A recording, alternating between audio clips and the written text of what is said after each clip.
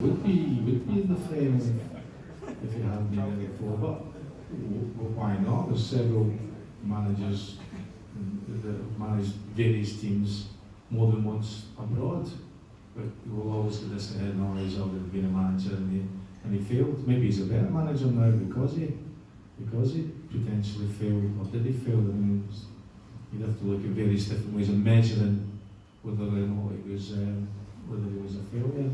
I want to ask you both this, but because I move on to Wes first, but I feel more comfortable asking this now Ollie's not the manager, because I don't like speculating before Ollie's still the manager, but who would you have as the full-time manager? I mean, much has been said about Pochettino and Rodgers, and from my point of view, as a fan, we're all fans, I know that, but I'll support any manager, but I'm not convinced by either of them I don't think they're bad managers, but I'm not sure if they're good enough for Manchester United. Well, who else can you go for?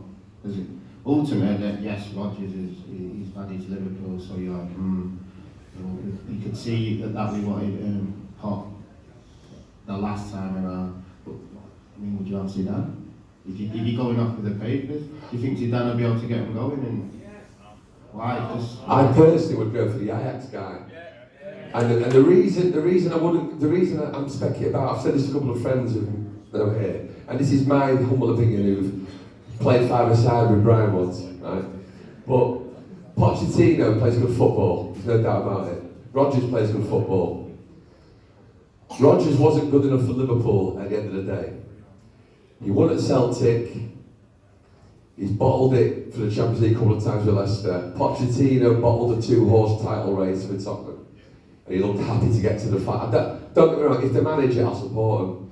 I just think that Zidane, I'd have him if he wanted to come. But if we've got to beg someone to come to manage Manchester United, it's like begging Di Maria to play for United.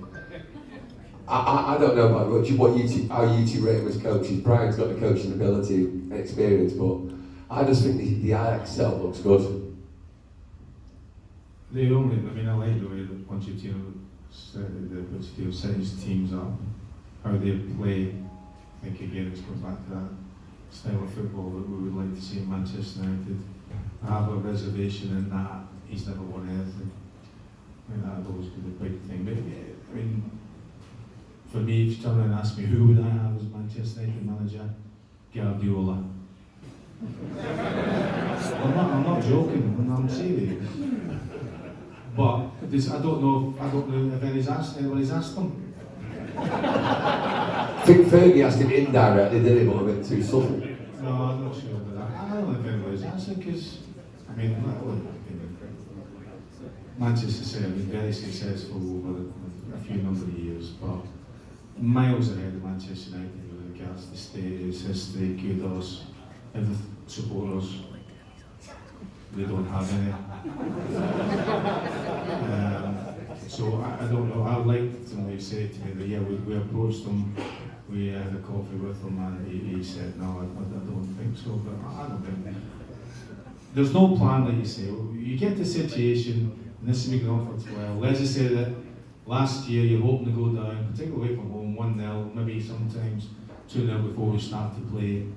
And we created some incredible results. You don't want to be playing football that way. And then they expected that you keep winning that way, and it's not happened this season at all. In fact, it's got worse, really.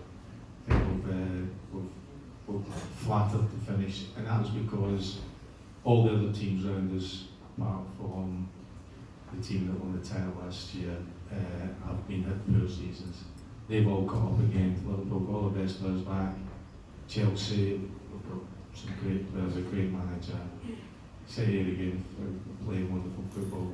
So I think we were always going to be at best the fourth best. Even maybe the Paul Scholes' comments very pertinent now, 3 out of the 4 top teams had 3 top managers. And he said City, Liverpool and Chelsea, and that's a terrible statement to listen to as someone who's a legend of Manchester United to be saying, and somebody who's played with and probably a friend of our ex-manager now. But he should have a plan, and I don't see a plan, so plucking some guy out of I mean, if somebody's asked you to come to the manager of Manchester United, you should just be rushing into it and saying, give us a job. You shouldn't even be asking anything else. You shouldn't be asking what the salary is, kind of car you're getting, where you want to live. Yeah, I'll take the job. Yeah, look, when you want me to come in, I'll be there tomorrow. You know, never mind me giving a 2-year consultancy or whatever else it is. So I think we've got off to a bad start with that kind of part of it. We'll have to wait and see how he's going to have an influence on the football team. If he thinks he's going to play the football that he believes in, which is high, energetic pressing, they can create it, because we can't do that at the moment, because the players aren't fit enough to do that, not capable. What, even Harry?